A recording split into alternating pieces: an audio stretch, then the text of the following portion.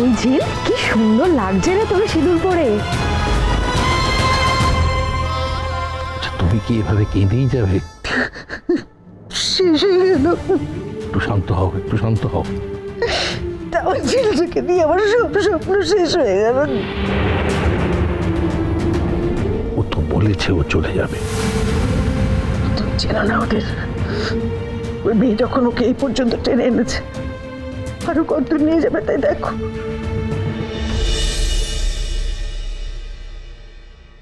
গেড়ে বসবে, এরপরে চলে যাবে না।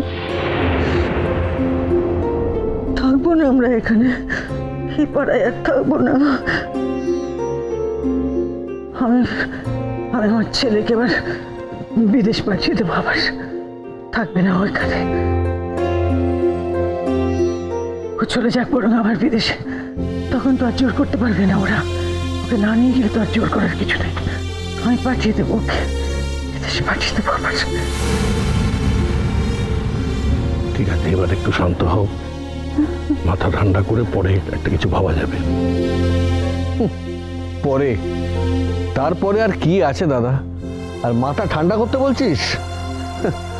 মাথা ঠান্ডা রাখা যায়? সাক্ষর ভেতরে যে কি হচ্ছে সেটা আমরা বুঝতে পারছি।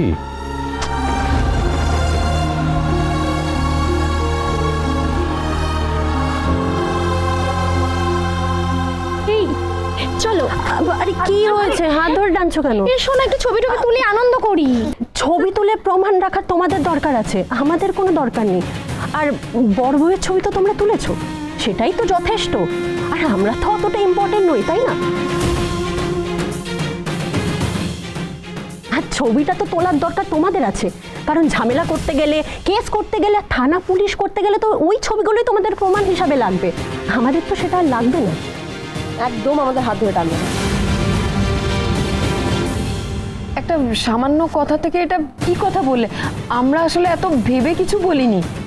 হ্যাঁ, তো তোমাদের মাথা থেকে যা বেরিয়েছে সেটা তোমাদের মাথাতেই রেখো, আমাদেরকে দিও না, আমাদেরকে বলো না। রমর, ইতি, চুপ কর, ওদের সঙ্গে মুখ লাগিস না।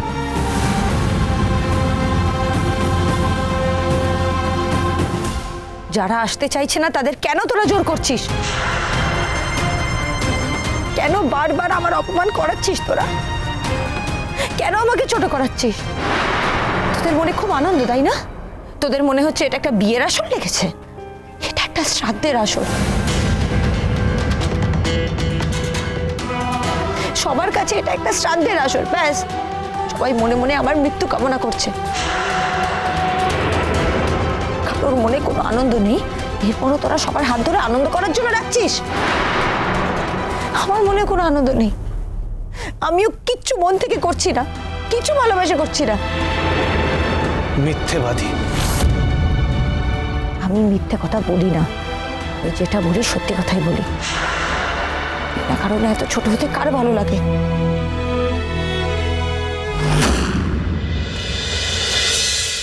ভোলে বাবা পার করেগা, সোম থেকে রবি প্রতিদিন বিকেল 5:30টায় স্টার জলসায় ও জিও হটস্টারে।